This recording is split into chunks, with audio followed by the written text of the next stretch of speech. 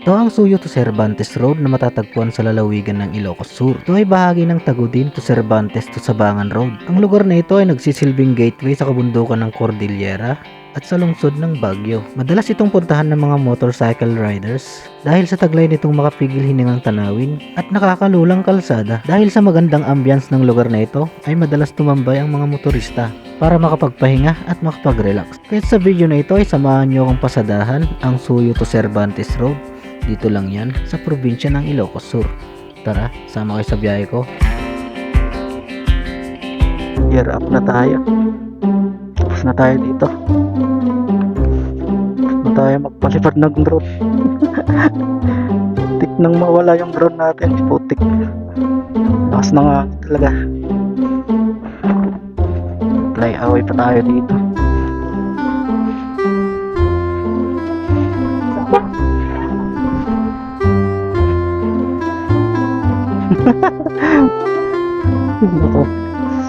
Kabado 20 tayo doon, guys. Sobrang lakas ng hangin. Buti na lang mabalik pa si Mavic. Dahil kung hindi, tapos yung pinaghirapan natin, sasabon tayo kay Mrs. Tayo dyan. So, dito na tayo sa Suyo to Cervantes Road. At dediretso na tayo sa Loser Arch. Ayan, napakaswabe ng daan dito. Lupit.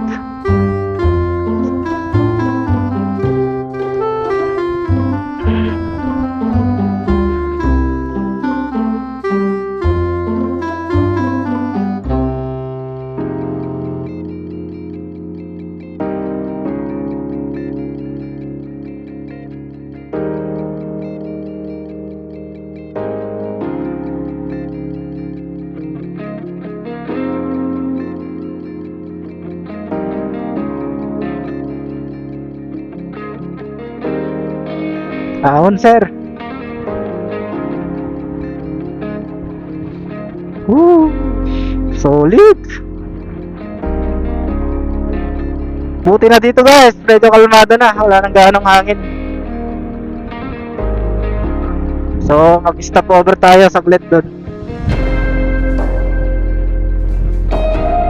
Sa pinaghihintuan ng mga riders. Ayan, yung overlooking, yung mga kabundukan.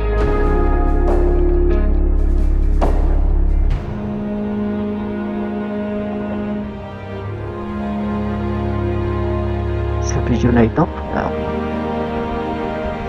what is up, guys?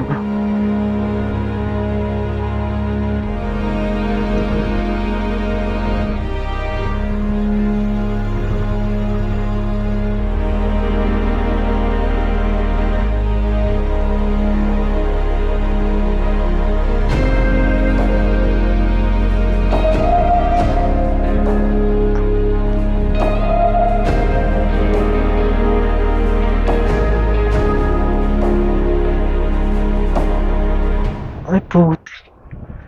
Landslide. Shit. Patay tayo dito.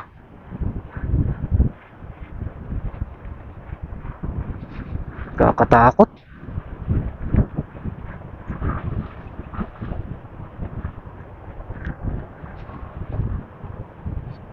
Oh, shit.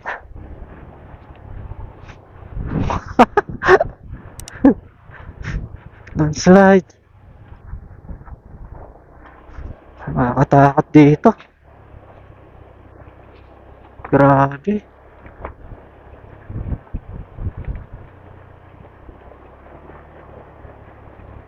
Another landslide. Ay. Grabe. Very challenging talaga mag-ride sa mga ganitong lugar, guys. Kabado 20.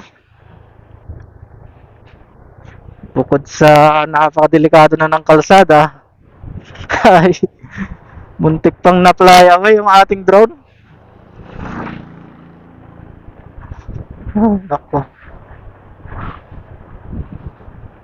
Grabe.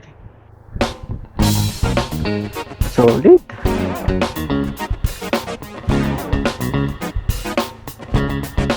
Napaka-solid.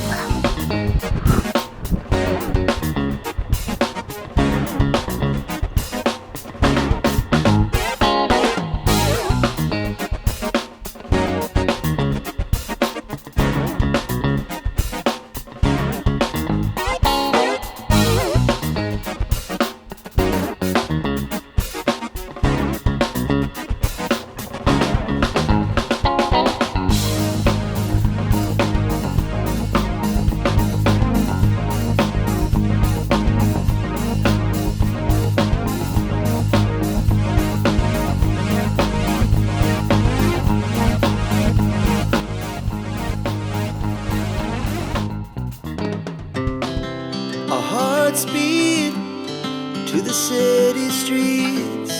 We began to feel the fire.